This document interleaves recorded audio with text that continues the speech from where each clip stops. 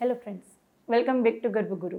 मैं डॉक्टर प्रियंका यादव और आज हम बात करेंगे कि यदि आपकी प्रेगनेंसी रुकी है लेकिन अल्ट्रासाउंड में पता चलता है कि आपकी प्रेगनेंसी हेल्थी नहीं है और आपके डॉक्टर ने बोला है कि आपको अब ये बच्चा नहीं रहेगा, उसको निकालना पड़ेगा, डीएनसी करना पड़ेगा। तो यहाँ पे 3 पॉसिबिलिटी रहती है।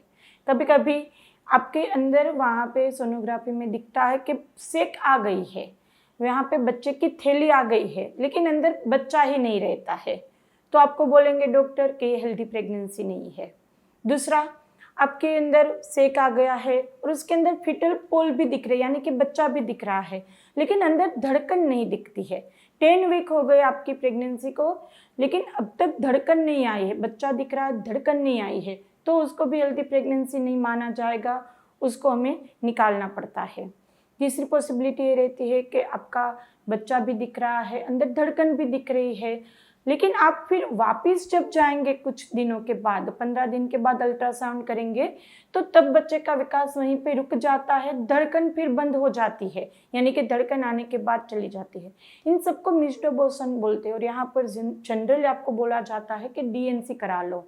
तो यहाँ पर कब तक वेट करें? काफ़ी पेशेंट बोलते हैं कि मैं और 10-15 दिन वेट कर लूँ तो धड़कन आ जाएगी, या मैं और 10-15 दिन वेट कर लूँ तो अंदर बच्चा दिख जाएगा।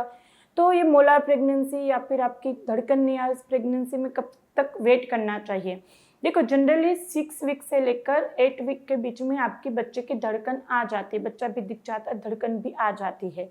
कभी कभी यदि आपकी पीसीओडी थी या आपकी लॉन्ग साइकिल थी, 40 दिन, 50 दिन, 2 महीने ऐसी साइकिल थी, उसमें आपकी प्रेगनेंसी रुक गई, तो कभी कभी ऐसा होता है कि आपकी जो लास्ट पीरियड की डेट थी उससे काफ़ी दिन के बाद आपके बच्चा दिखे, आपकी धड़कन दिखे। ऐसी पॉसिबिलिटी है कि यदि लेट ओव्यूलेशन हुआ है तो आपको वहाँ पे लेट सब होगा, लेकिन यदि आपका 8 वीक तक भी कुछ नहीं आ रहा है, अंदर धड़कन नहीं है, बच्चा नहीं है, तो फिर उससे ज़्यादा वेट करने से अंदर इन्फेक्शन और बढ़ेगा और नेक्स्ट प्रेगनेंसी में दिक्कत आएगी।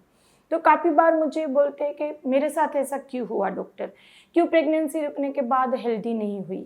तो उसके रीज़न हम आपको बताते हैं। एक तो रीज़न रहता है एग क्वालिटी, आपकी एग क्वालिटी ठीक नहीं थी या फिर हस्बैंड की स्पर्म क्वालिटी। अब वो जब दोनों मिलते हैं तो जो बच्चा तैयार होता है उसमें कभी कभी दिक्कत आती है इस तरह से।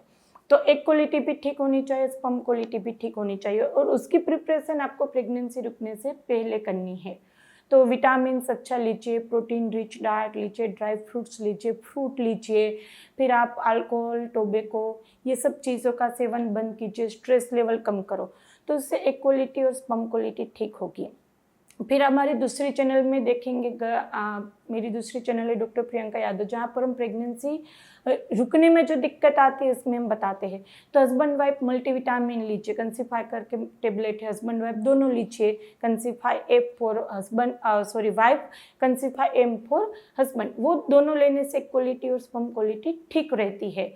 और यदि आपको आगे ऐसी दिक्कत आई है कि इस तरह से धड़कन नहीं और फिर नेक्स्ट प्रेगनेंसी प्लान करना चाहते हैं तो 3 महीना ये दोनों टेबलेट लीजिए, फिर आप प्लान कीजिए।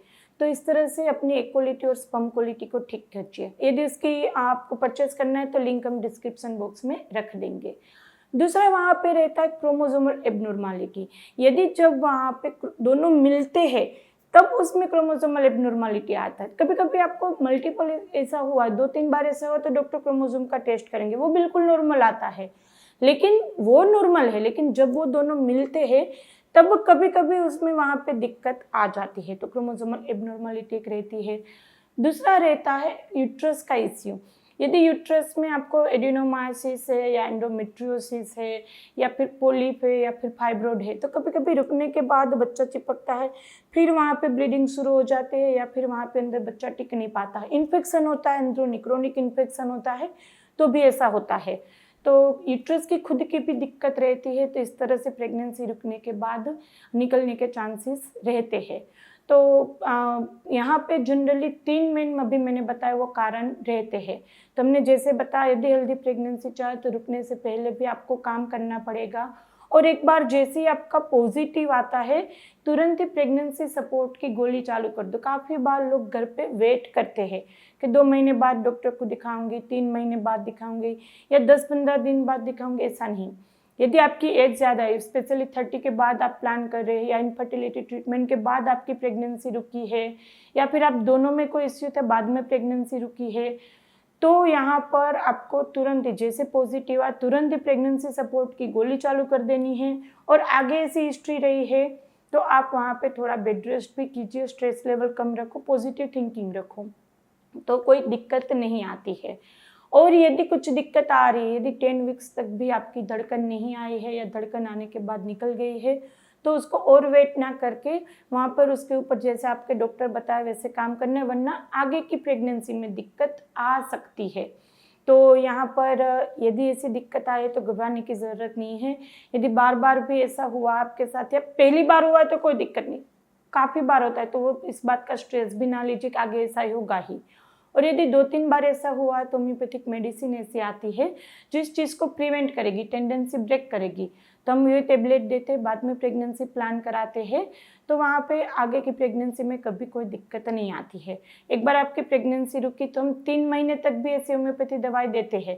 प्रेगनेंसी के 3 महीने पे एक बड़ी अल्ट्रासाउंड होती है, तब पता चलता है बच्चों के सब ऑर्गन ठीक है, तो वहाँ तक हम होम्योपैथिक मेडिसिन चलाते हैं, फिर सब ठीक होता फिर होम्योपैथिक मेडिसिन बंद कर देते हैं। तो इस तरह से आप यदि थोड़ा ध्यान रखेंगे पहले और रुकने के बाद, तो ये प्रेगनेंसी हेल्दी ही होगी। और भी आपके कोई डाउट हो, कुछ पूछना हो तो हमें कमेंट बॉक्स में पूछ ही सकते हैं, इंस्टाग्राम पे हमें फॉलो कर सकते हैं। वीडियो अच्छा लगे तो उसको लाइक एंड शेयर कर दीजिएगा और ज़्यादा से ज़्यादा लोगों को शेयर करो। बहुत ज़्यादा दिक्कत आ रही है, स्पेशली समर में ज़्यादा आएगी, तो ज़्यादा से ज़्यादा लोगों को शेयर कीजिए और अच्छी हेल्दी प्रेगनेंसी टिप्स के लिए गर्भगुरु को फॉलो कर दीजिएगा। फिर मिलेंगे जल्दी वीडियोस के लिए, तब तक के लिए बाय, टेक केयर।